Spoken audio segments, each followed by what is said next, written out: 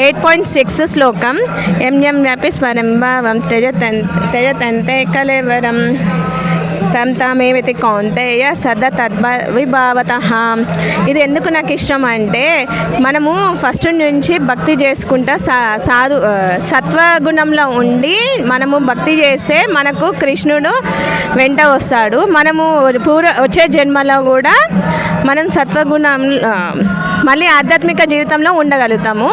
అయితే మనకు first starting మనం చిన్నప్పటి నుంచి మనము ఏదైతే భక్తి చేస్తామో మనం చనిపోయేటప్పుడు అది కృష్ణ మనకు ఇప్పుడు నామ సంకీర్తనం చేసినాము, హరే కృష్ణ మహామంత్రం ఫస్ట్ చిన్నప్పటి నుంచి చేస్తున్నాము. చిన్నప్పటి నుంచి చనిపోయినప్పుడు మనకు కృష్ణ మనకు అదే ఆ నామం ఒకవేళ మనం మర్చిపోయినా ఆ నామం అనేది మనకు గుర్తుకు చేస్తాడు అన్నట్టు. అందుకే మనం అది చేయాలి. ఫస్ట్ నుంచి సత్వగుణంలో ఉంటూ కృష్ణ భక్తి చేస్తూ ముందుకెళ్తే మనకు వచ్చే జన్మలో కూడా మంచి ఆధ్యాత్మిక జీవితం దొరుకుతుంది. వైకుంఠ లోకానికి వెళ్తాము. హరే కృష్ణ. Thank you.